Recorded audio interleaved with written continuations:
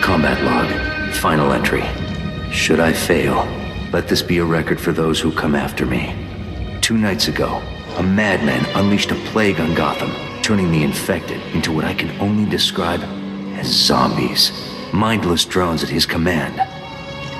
I'd say it's a nightmare, but it can't be, because I haven't slept in days.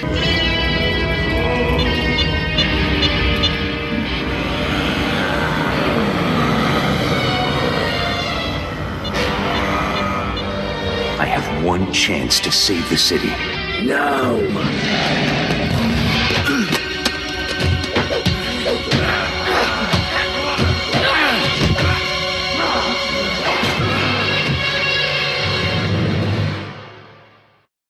Hello and welcome to TBU Specials, DCeased Cast Edition, Episode 1. I'm your host, Ian. This is Steph.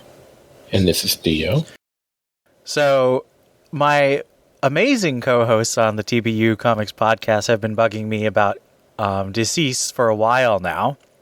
They're both huge fans of Tom Taylor and DCeased in particular.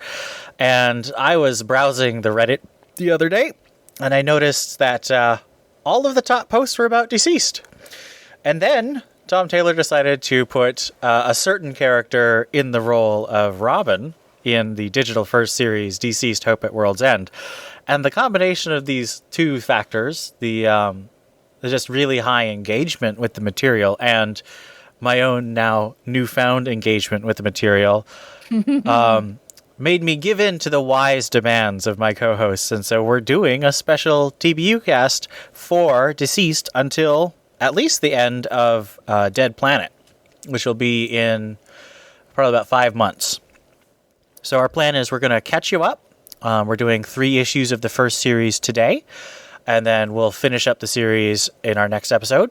And we'll keep going until we catch up to the material that's releasing, and we'll do an episode a month until that is completed. And if, as seems very likely, it turns into at least a trilogy, we'll probably bring it back. But in the meantime, please let us know what you think about our podcast. Give us comments on Twitter or join our Discord and comment there. We'll be happy to respond. And of course, we'll read all comments and feedback from any venue that we see on the next episode that we receive it. We are at thebatmanuniverse.net, and you can get to our Discord through there. And Twitter itself is Batman Universe, and then our specific, because we're the comics division, is TBU_comics. So that is how you would find us and tweet us. And if you came in through that portal, and that's how you download the episode, feel free to respond there. With that being said, this is a special podcast, which means it's totally devoted to the comics. So let's get right ahead into our summary and review. Issue 1. The Justice League defeats Darkseid's invasion of Earth, banishing the evil god. However, Darkseid has already captured the apocalyptian tech hero Cyborg and uses him to complete the anti-life equation, which removes all free will from the universe. But they fuse it with a piece of death, creating a digital zombie plague accidentally. Infected, Darkseid destroys his own planet and Cyborg is sent back to Earth, infecting the internet. Superman hears the screams of the infected and flies to his family as quickly as possible, destroying Lois's phone to protect him, Lois, and Damian Wayne, who's visiting. Batman runs the numbers in the Batcave, then runs an EMP to disconnect his manor from the virus, but too late. Dick and Tim, infected, attack Batman and Alfred, biting deeply. Issue 2. Aquaman finds a ship crowded with the infected and dives deep to get away from them. Superman takes his family and Damian to the Daily Planet, while Poison Ivy persuades Harley Quinn to break up with the Joker, who has been affected. Dinah Lance, Black Canary, Oliver Queen, and Hal Jordan camp outside of Metropolis. But Hal is infected through his phone and attacks them with the full power of the ring. Dinah kills him with a canary cry, and Hal's ring chooses her as the next Green Lantern. Superman brings Arrow and Canary Lantern to the planet, where Damian gets a call from his father, who is analyzing the infection killing him. He used Mr. Freeze's suit to slow the virus, but after giving information to Superman's group, he succumbs, attacking Alfred, who is forced to kill his son. Issue 3. Alfred lays Bruce, Dick, and Tim's bodies out carefully in the Batcave, then flies the Batplane away, shooting infected as he goes. Harley kills the infected Joker, but then faces the remaining infected Bat family, Catwoman, Huntress, Batwoman, and Batgirl. Superman clears the Daily Planet building of infected to give his family and remaining friends a base, then heads to Smallville. In Atlantis, Mera is attacked by the infected Aquaman and flees desperately. On his way to Smallville, Superman tries to help everyone he can, sending them to the planet. But in Smallville, he finds his father infected and locks him in the barn, taking his mother with him. So I'll start us off. How do we feel about the characterization of the heroes in this crisis? So because of the way you phrase the question, I'm going to say I liked Tom King's version better, which is a joke. I don't actually hate Heroes in Crisis, but I was just commenting on the phrasing of the question. Well, I mean, it's a fair comparison. It's something that I guess it's we don't really get crises like this in the main continuity that often, because killing and doing this much destruction is really hard to do without doing a reboot or a reset or it was all a dream or a time machine or whatever, and have it be okay. And so based on what we know and love of the characters in regular continuity, how do you feel they react? Are they reacting in a way you would expect in this situation? It's only the first 3 issues, and we've really only seen Damian emotionally and then Superman and Lois. So we haven't gotten too much. But from what you've seen, how do you feel they're reacting?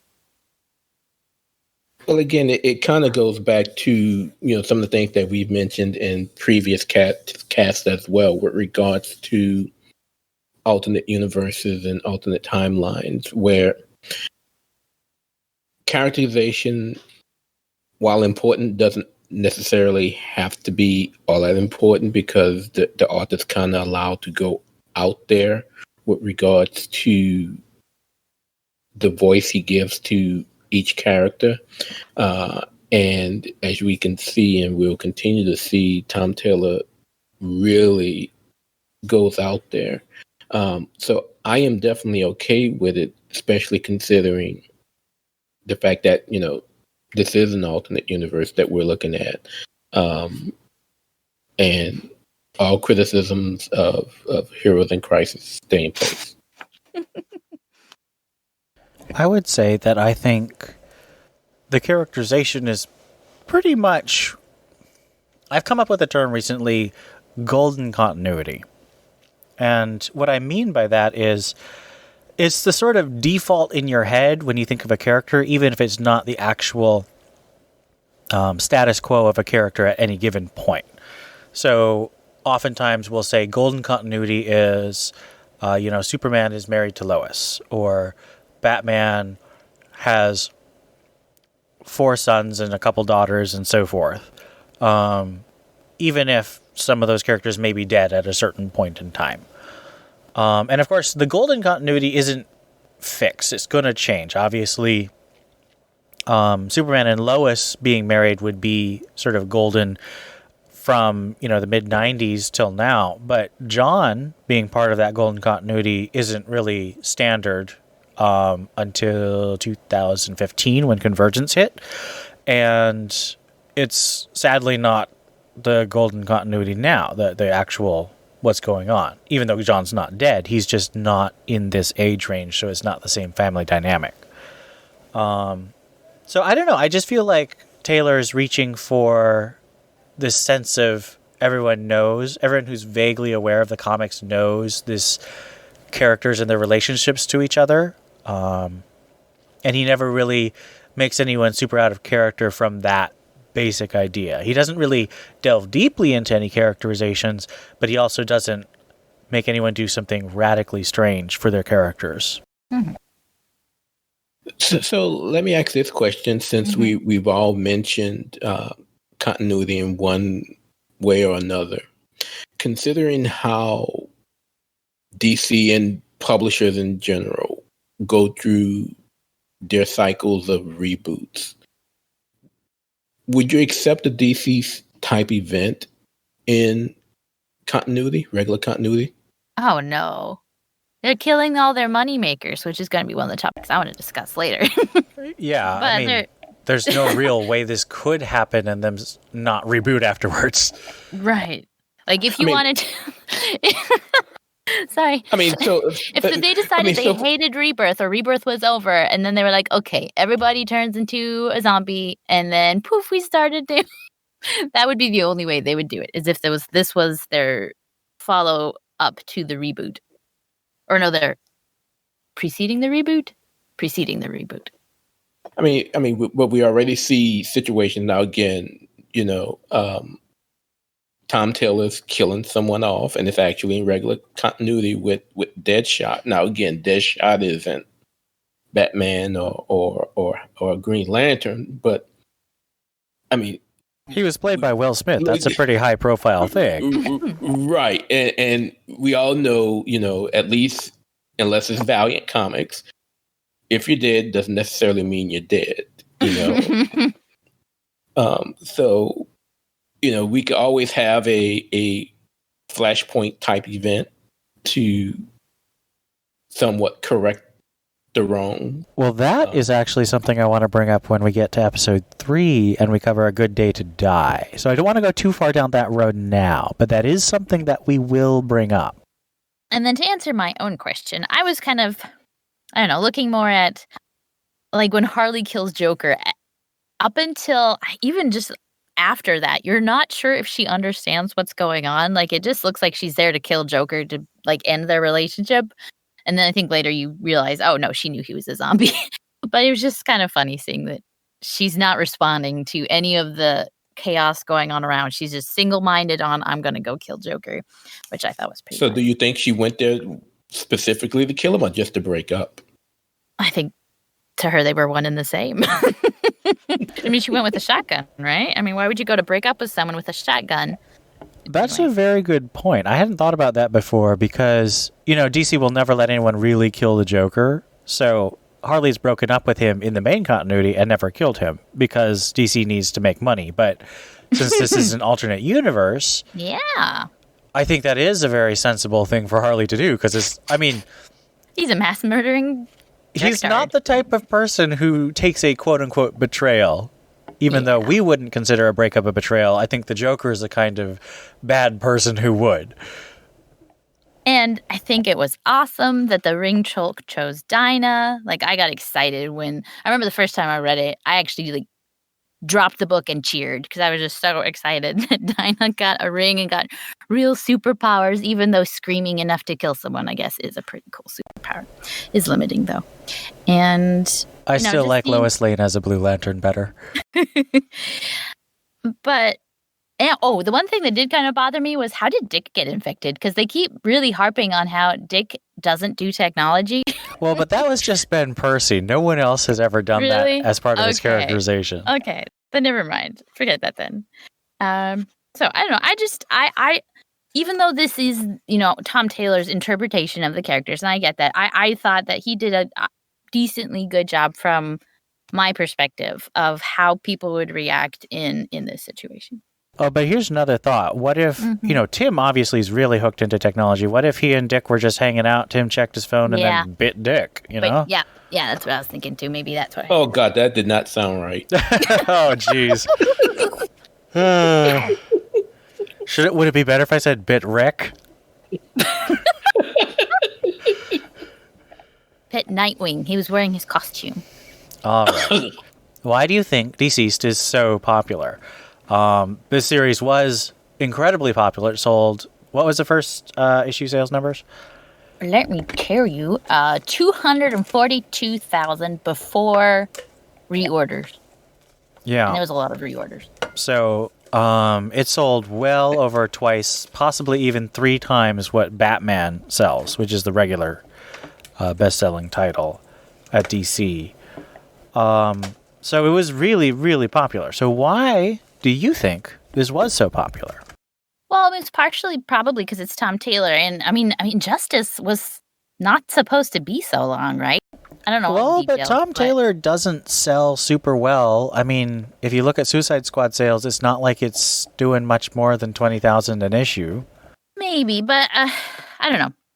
I enjoyed Injustice, and when I went to pick this up, I can only speak for myself. I don't know what the general public says, but I thought that creating a situation where you are literally taking out all of your moneymakers. Batman is dead by the end of the second issue. Joker is dead by the second issue. First issue, maybe? I don't know. No, yeah, second issue. Joker's dead. Batman's dead. Hal Jordan is gone. You know more and more stuff is going to happen. Cyborg isn't dead yet, but it's whatever this is big enough to take out Darkseid. I think that the stakes are high enough that people are interested, because this is not something we'll ever get in standard continuity, because you can't do anything this big without a complete reboot or whatever. It was all a dream. It was all the alternate universe, whatever. So I think it's just the novelty almost of what would happen. And zombies sell. I mean, as much as I hate, what's that called? I don't even know. The zombie series. Pride and Prejudice and Zombies? No. But yeah, I Walking mean, Dead. seriously, you can put, Walking Dead. You can put zombies in anything and people enjoy it. And I don't really know why. There's only one zombie movie I've ever enjoyed, and that was Shaun of the Dead. And it was not because of the zombies.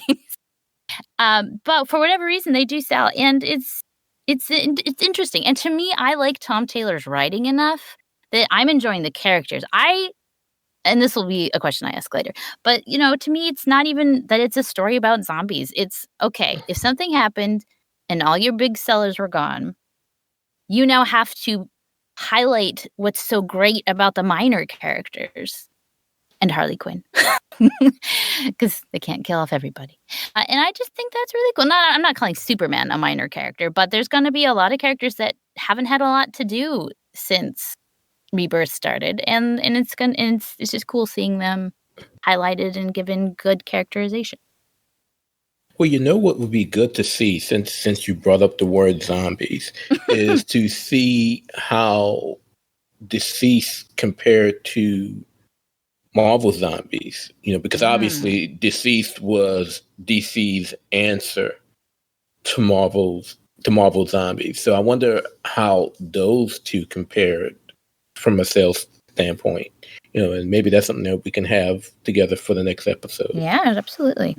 Yeah, Marvel Zombies was by Kirkman, who also wrote The Walking Dead, and it was very different. It was jokey, and mostly from the zombies' perspective. Like, the zombies in Marvel Zombies are sentient, so it just feels really different from DCeased, where it's a survival horror rather than comedy horror, I'd say. But obviously it's a very similar trope. I would agree. I just think that reading Marvel Zombies at the time, it just didn't give me the same feeling at all. Well, to answer your question, I guess it's kind of two-pronged. One, Injustice has its followers. And because Injustice has its followers from the video game to the comic, it allowed Taylor to pick up a fan base. And, then he started doing other things outside of Injustice, like his run on Friendly Neighborhood Spider-Man was wonderful. I actually think it may have been better with some issues than the main Spider-Man title. So he definitely... that one issue with Mary Jane as the main character was awesome. Yes. I'm not a Tom Taylor fan, as everyone will find out in this episode, but it was excellently done. Yeah, that issue and the issue with Spider-Mite were absolutely great. Those are my two favorite issues of that run. So, but he definitely has a fan base, and again, as Steph said, zombie sales. So you add that to the mix, and you have a nice following. And I think you both have touched on my central answer, which is that a lot of fans of the Injustice video game who weren't comic fans they followed it because they wanted more story or they were just curious. And it was a well-crafted story and it lasted a long time. So it was similar to like Smallville season 11, where it's a really long story, but it's its own continuity. So you can only read the Injustice comics and get the full story. So there's no sense that you're missing something if you don't buy the tie-ins or the crossovers. So I think he built up a really big fan base who recognized his name. And then he's using the big characters, even if he's killing them off almost right away. And it's in its own continuity again. So I think, video game fans who don't necessarily want to pick up that regular comic buying habit can still say, oh, this is something, again, I don't have to read all the crossovers. Although that's not true anymore because he's writing a lot of crossovers. Mm-hmm. It's a self-contained, easily digestible thing that people who aren't regular Wednesday warriors who pick up their comics every Wednesday can, just pick up. And I think that was a huge draw. So it's a bunch of different factors. But my biggest thing is I point out that video games is a much, much bigger crowd than comics. I mean, comics, as we said, oh yeah, this sold 240,000 copies. My guess is the Injustice video game sold something like 1 million or 2 million. And that's, 5 times the number of games.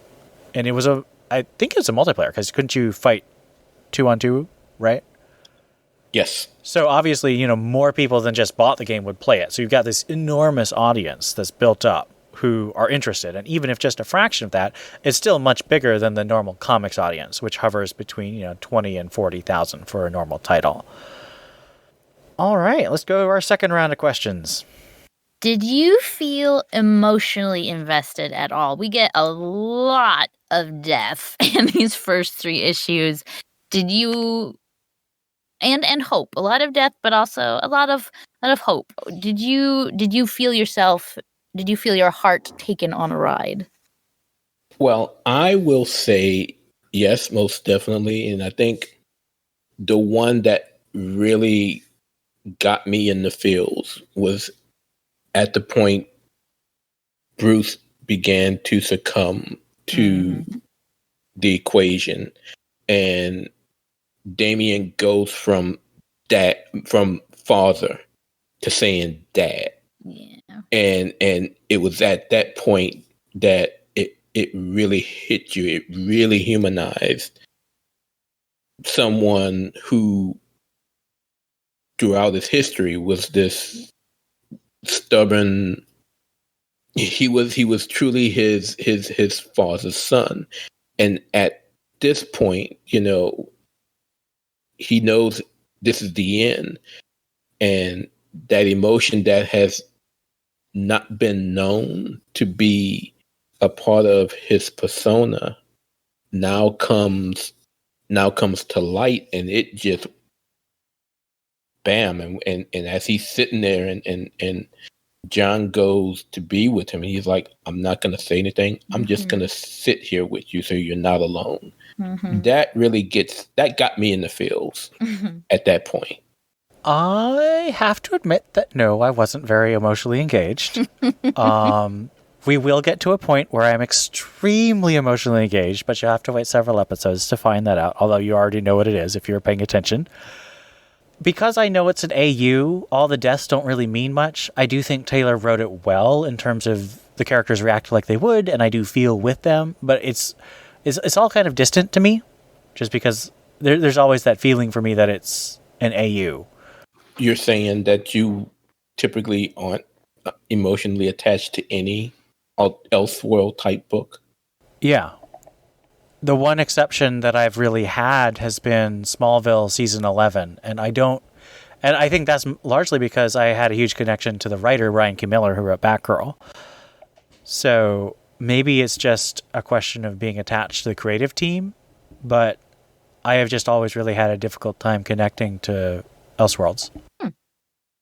I, like I said, cheered like a maniac when Diana got her ring. I thought that was so exciting. I thought, seeing a female with being given the powering because of her will, I thought that was just so cool.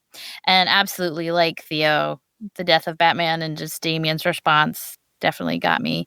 The other one, which surprised me, was Jonathan Kent's death.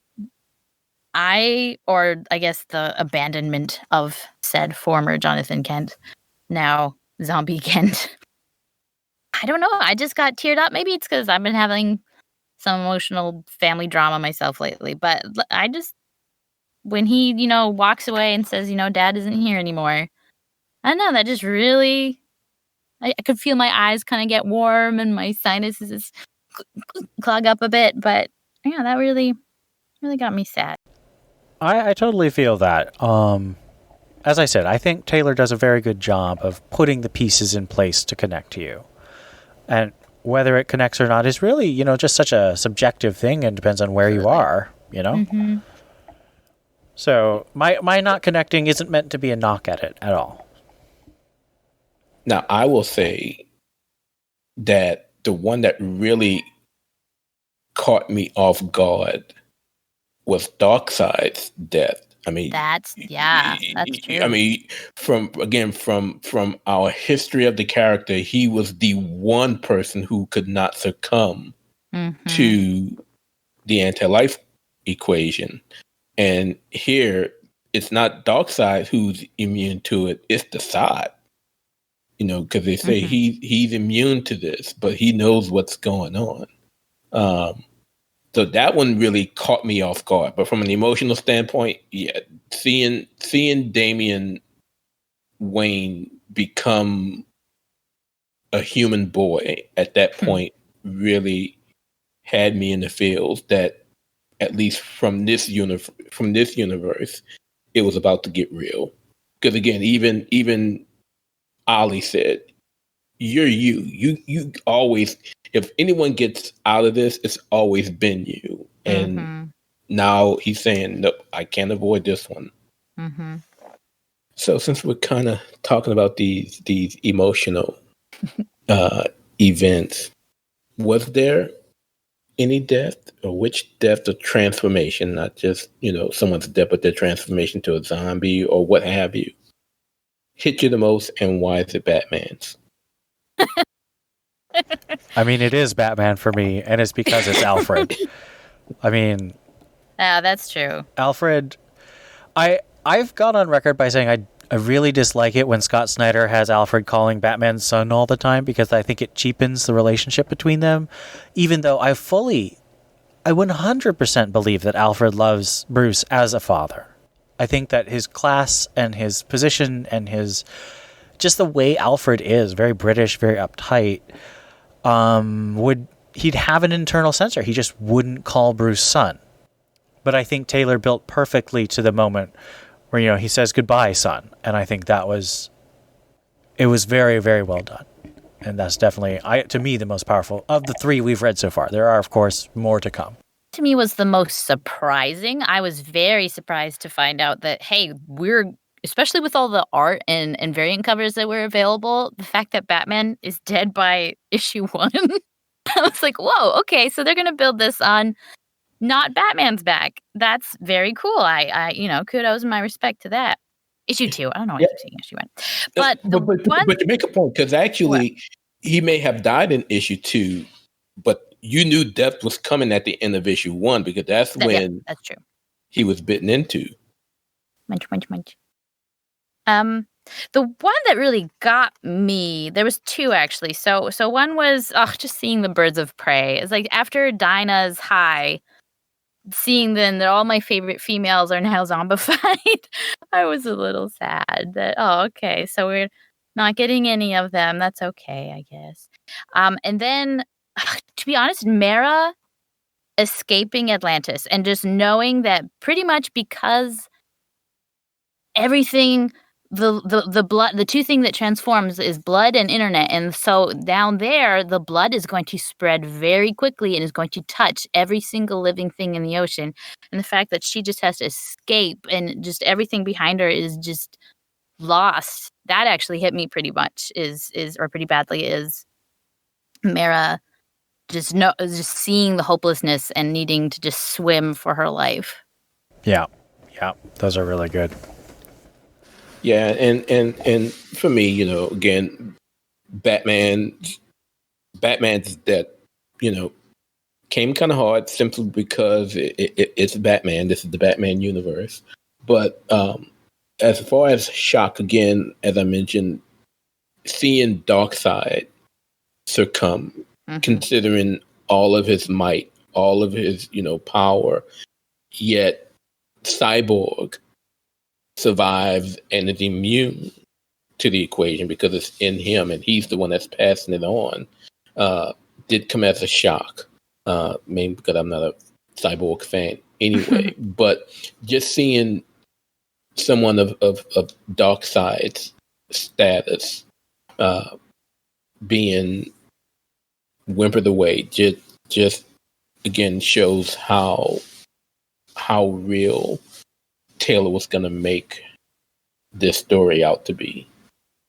It's like the beginning of the last Avengers movie, whatever that one's called. Endgame. Where at the very beginning of the movie, Thor takes out Thanos, just poof. And it's like, what? And you're like, what the hell? That was so quick. Okay, we won, I guess. I don't know. We got 2.5 hours of movie credits. Here we come.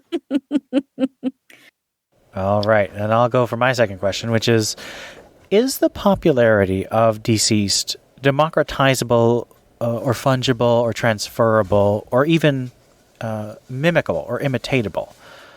And I wanted to bring up the issue of Batman White Knight and Curse of the White Knight. So I asked Steph to pull up sales numbers. What were sales of DCeased versus White Knight?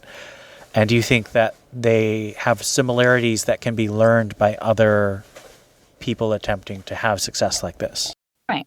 Well, DCeased started really, really well. And they, at least the first original run, ended very respectable, almost at 100K, 93K, starting at 242. So that is quite a drop. Issue number ones do usually sell sometimes up to twice as much as the second issue. So it's a little unfair sometimes to compare the first issue. But I think probably because he was a popular writer or known writer, probably to, like we said, a crowd that may not normally buy your everyday continuity comics. And zombies. Again, it's just a whole slew of people I don't understand that love zombies. And they're probably drawn to that. So I would guess, I'm making that up, but I would guess that a lot of DCeased sales, and they did a pretty good job hyping it up. And there's a lot of variant covers out there that I think would probably get people excited. But again, he drops in sales. So there was a 61% drop in sales from the first issue. So that is a huge drop. But he kept his sales pretty high. Whereas White Knight did not ever reach that status. The White Knight started at 86,000, almost 87,000, so significantly lower. But they ended pretty much on a steady sales. They only ever went down 10,000 in sales. So overall, they only ever went down 11% in sales. So the DCeased is doing better overall in sales, but White Knight stayed more consistent and steady and had a more loyal readership, I would say. So I don't know what that says. That maybe DCeased fans are a little more fair weather. Maybe people realized, this isn't Injustice. This isn't what I like. Maybe some people got it for their favorite heroes and they started to die off. Who knows? But overall, the DCeased numbers have been very dramatically dropping. Whereas Unkillables number 2 still was in the top 15 sales. It was number 14 in sales. Still was 56K, whereas it started at 242. So it's drastically dropping. And White Knight, Curse of the White Knight, also dropped, but again is overall staying decently consistent. There isn't a ton of variation in sales. So maybe White Knight is more loyal and more consistent types of readers. I don't know. I personally think that there would be diminishing returns, although White Knight is such a Batman-focused work, and this is, as a future question will point out, a DC universe. That's true. So I think if you did something like this for Wonder Woman or Superman focused, you probably wouldn't run into the law of diminishing returns. But I think if you kept doing big miniseries like this, you couldn't keep it going. So let me propose an example. I think, and to some extent you may actually argue that this is happening right now, I think that if Scott Snyder decided to do an Elseworld with, the whole DC universe, and sort of that's what he's doing with Metal, Death Metal right now, because that's in the future, which means it's alternate universe anyway, it would sell really well, because Scott Snyder is the kind of name that sells comics, and it's got that it's its own thing, what I was talking about, where you don't have to read all the crossovers, although Death Metal has 1 million crossovers, and it's supposed to be the sequel to his 40-issue Justice League run. So that's a little different. But I think if Scott Snyder did a pure, Elseworlds, I think it could very well work. But it'd have to be, I would say, high octane. It'd have to be really big energy, because both DCeased and White Knight are action stories. They have different tones, but primarily they're really about the action, the fights, the really big costumes, the really big events, the really big shocks. Well, Snyder did that one where Joker's head was in the jar, right? Yes, the Last Night on Earth. Yeah, that was. I'm sure. It had its audience, but that was so boring. I couldn't get through that. It was terrible. It was not. We have the misfortune of having 3 people who aren't huge Snyder fans on this cast, so... Well, see, and so one thing I try to do, this is totally different topic. One thing I try to do is I don't pay attention to who the writer or artist is most of the time, unless we're slogged with it. I don't pay attention. So that's why I was so happy to discover I really am a true Tom Taylor fan, because one of my favorite stories in the Joker anthology was a Tom Taylor story. I was so happy because I did not pay attention. And so I think I don't have to know it's a Snyder story to be bored out of my gourd, or to maybe not be smart enough to understand what's going on, or whatever you need to have to like a Snyder story. I just don't have. And so it doesn't matter that I don't like Snyder. It's that I don't like Snyder. Yeah, and not a Scott Snyder fan, but I am always, and those who follow us on the Discord would know, I am always willing to give a title and a writer a shot. And I remember, having conversations with Scott Snyder, with regards to him going on Justice League when that was first announced. And I was not a fan, and I made it known that I wasn't a fan. And so he DM'd me on Twitter, and we discussed it. And, I was quite honest and, said, hey, just like with any book that has, characters that I follow, I will always give it a shot. Again, people who know me know that probably the only writer that I don't like more than Scott Snyder is Brian Michael Bendis. Yet, I truly enjoyed what he did on Naomi. So I'm always willing to give a book a chance, in spite of what names appear in that byline as the creative team. And what made me get DCeased was that it was a alternate universe. And yes, it was because it was a Tom Taylor book, and I had followed him reading some Injustice and knowing he was going to be on Spider-Man. So yeah, name popularity does play a part, but again, I'm speaking for Theo and not for the cast. It's not going to be the only thing that's going to keep me from picking up a title, the name. I think none of us are trying to be nasty or mean about it. Like, I'm sure I mean, like I said, people like Snyder. He sells great. I know I'm in the minority. But everyone has their own flavor. Everyone has things they like and things they don't like. And I know there's a lot of things I like that a lot of people don't. And okay. Like, we don't have to be nasty about it. And so, I don't know if you ever would, but if Mr. Snyder is listening, it's like, don't feel bad about yourself. It's okay that I don't like it. No one has to like everything. Or everyone doesn't have to like everything. I don't know. Whatever. It's okay It's that we don't okay. like things. It And is. it's okay that Ian doesn't love this book, and it's so nice of him that he's doing this wrong. cast with us. He's wrong. He's wrong. He's Wait wrong. for my bad take of the episode to really get into that section.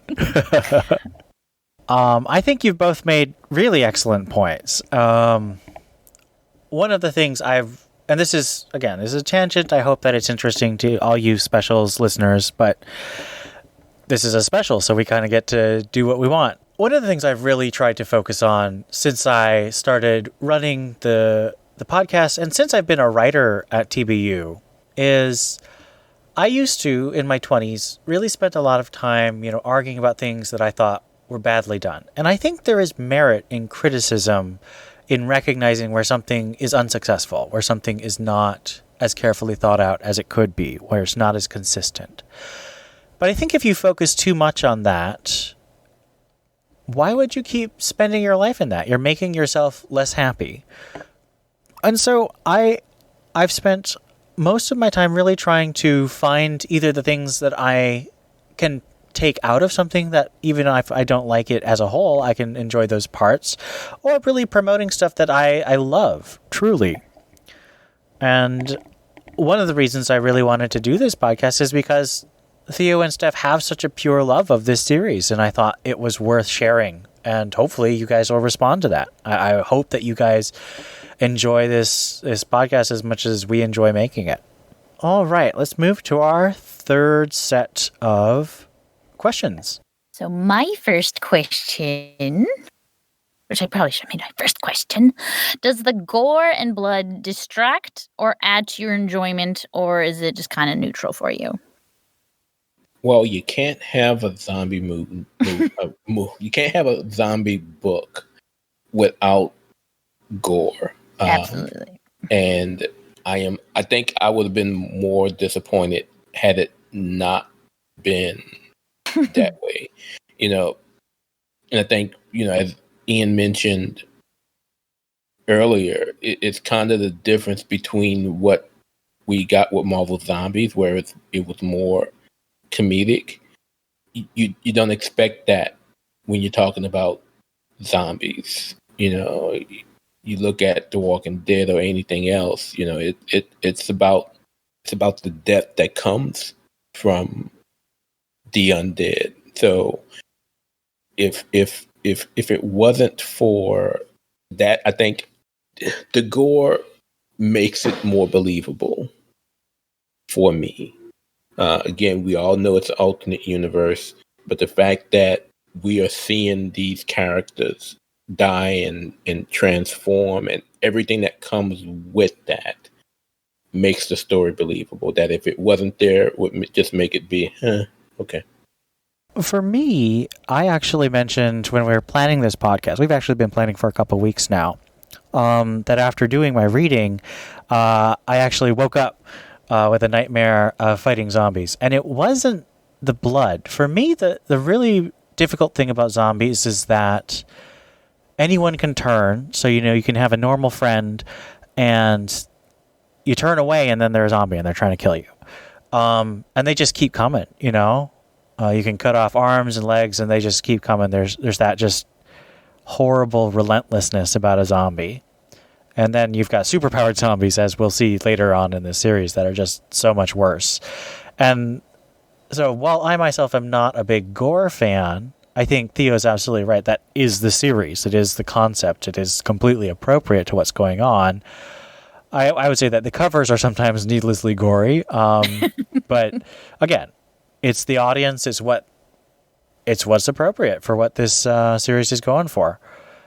So it doesn't really distract from me. I mean, it doesn't really linger on shots of real grossness. Like I've read way worse. Like if you've ever read The Boys, that is a comic that really revels in some grossness. Whereas this one is, I would say, is probably a PG-13. Well, maybe it's R because of the amount of blood, but it never like really lingers on the gross stuff that's happening.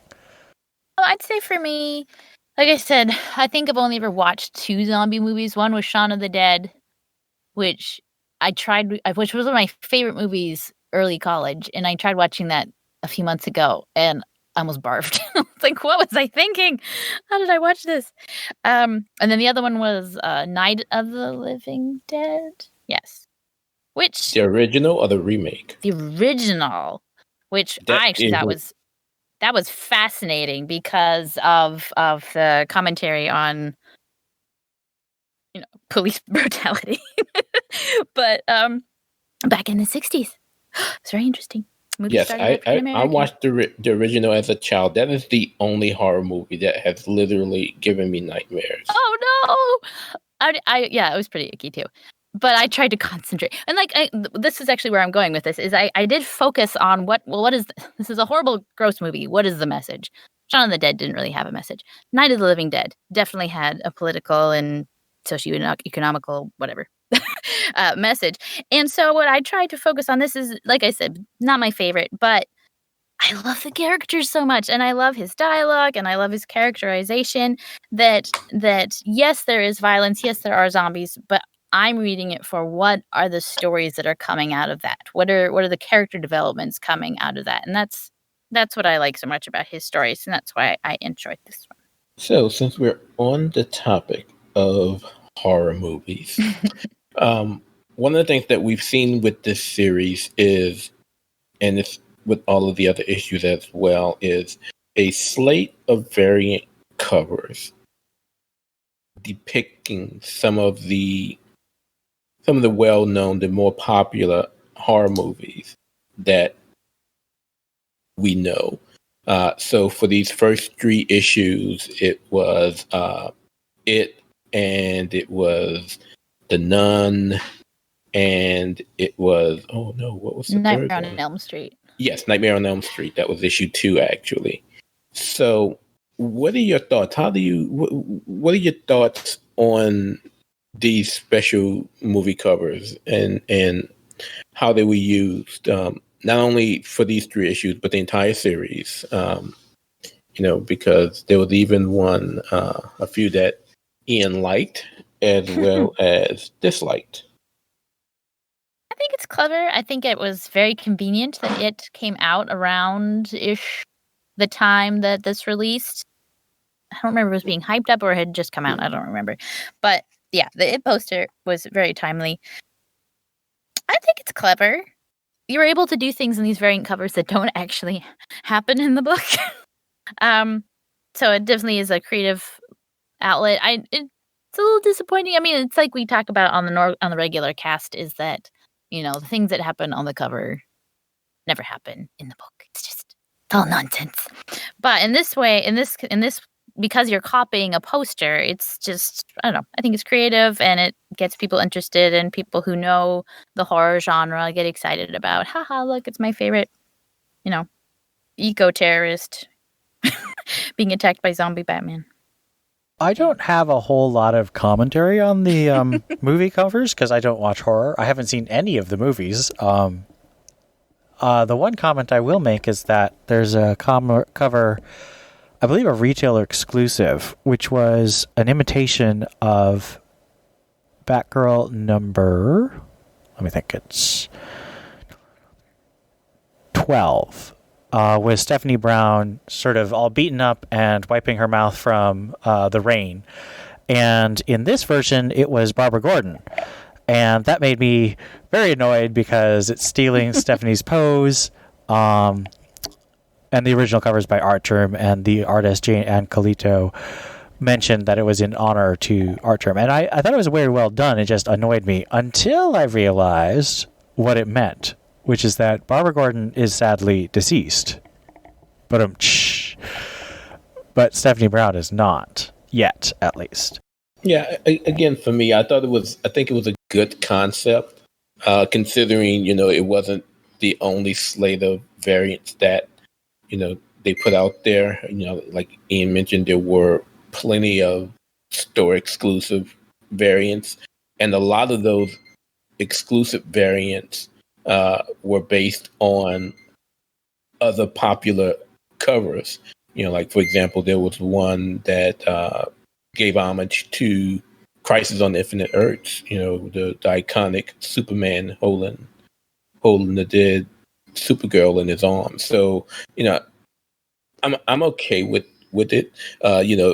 Those who follow the numbers, might say, well, that's the only reason why the numbers might be so high because of the high number of variants that came along with it.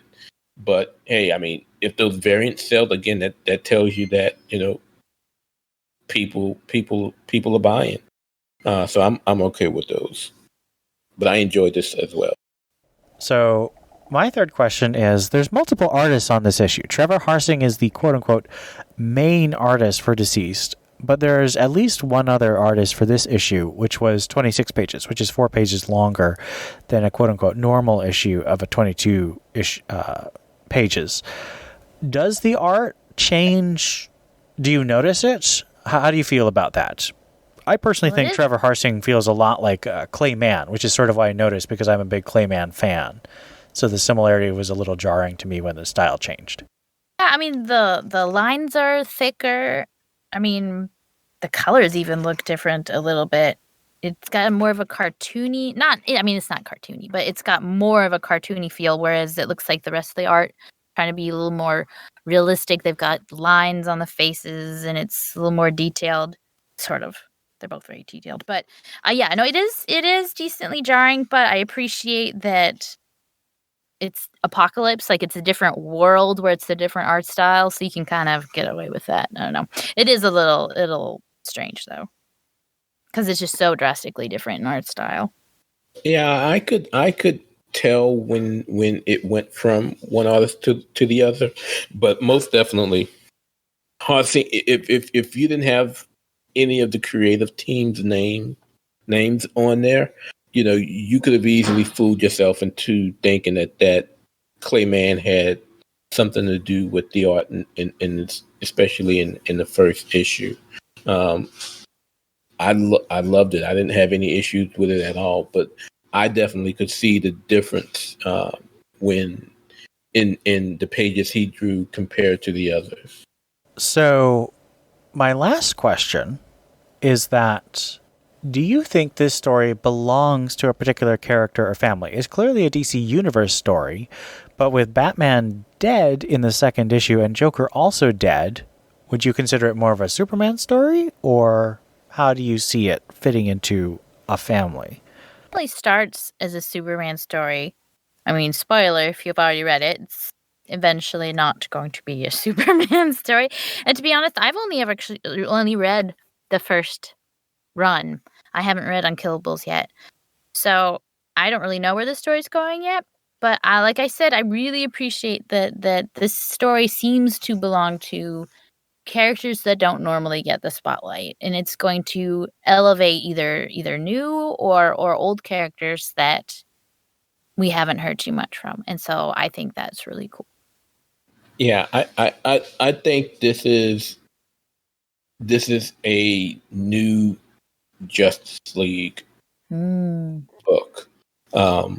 It doesn't belong to a particular family. It belongs to a particular team, and it's going to be this new Justice League, because as we can see, some of the more legacy members are dying and going away. So we're gonna see this new league pop up, and for those who are carrying on and going into Dead Planet, we see how these new members come about.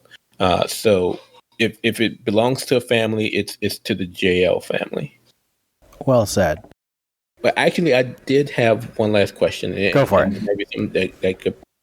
Who do you think is telling this story? Is this a Lois Lane piece that we're reading? Is she the one that's doing the monologue, the dialogue?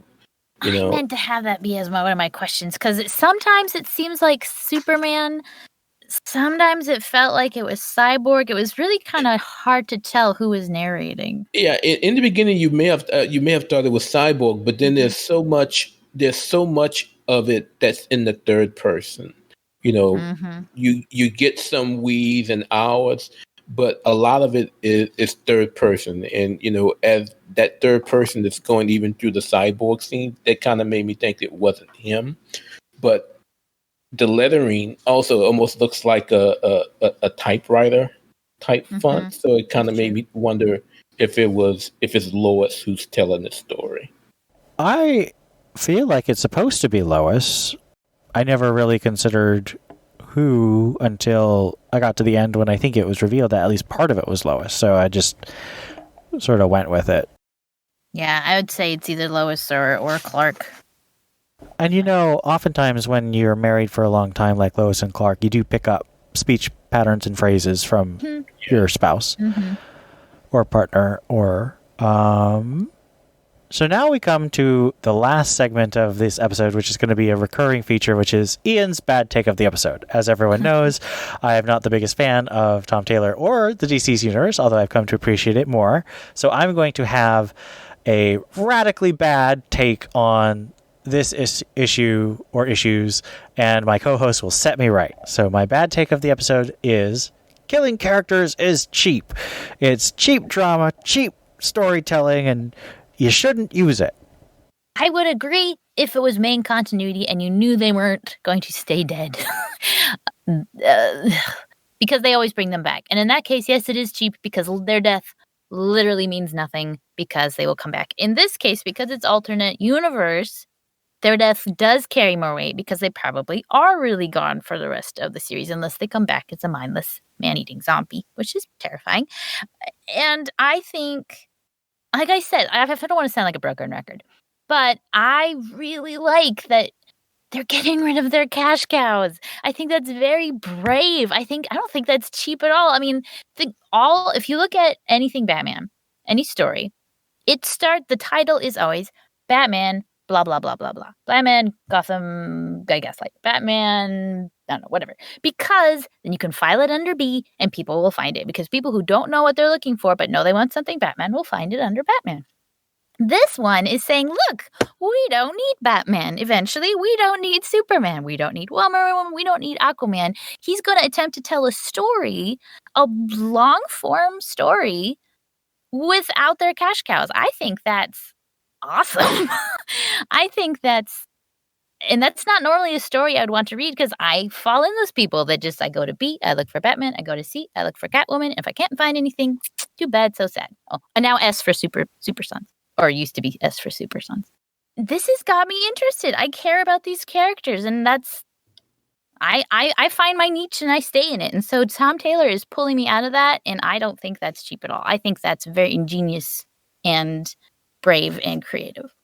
And it's bold. The fact that by the end of the very first issue, Batman's a dead man. He's dead man walking. That's very bold because usually the hero, even if he dies at the end. He sacrifices himself one last time as the book ends. Tom Taylor goes out, issue 1.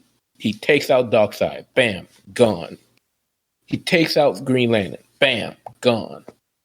He takes out Batman. And by the time you get to issue 2, Batman is laying on the ground next to his sons. That's bold, and so you're going to have 4 issues where, between issues 3 and 6, where characters that we expect to be on the front line fighting it up, giving their last, just as he presented in those first few pages, they defended the Earth just like they've done so many times. And now, he foretold it was their last time doing so. And I think the fact that he was willing to kill off the most popular of the DC characters, being Batman, very quickly is a bold move. And as a bona fide Batman fan, I cannot knock him for that. Now, I may have felt it was more cheap if with all these people dying, we figure out Batman is the only one who can survive. But no, he dies. You know, and the fact that the world's greatest detective couldn't figure his way out of this one, that was a bold move. So many times there's no stakes. There's never any stakes. Like when we were commenting, like, if you want to listen to us on the regular cast, we talk about how Bruce Wayne losing his fortune again. There's so few stakes that mean anything. And so the fact that in this one, yeah, there's real stakes at hand, I think. And we'll see as we go into the other 3 issues, there's going to be more stakes. Because, I mean, the most powerful of powerful are going to start falling. Who can expect going through a Justice League book, which again, I say this is, without those popular characters being there? So we already know we're not going to have Bruce Wayne. We already know that Hal Jordan won't be around. That's bold. And as we see, as we get to the end, there's going to be more. You know, and who can imagine a Justice League book without the Trinity?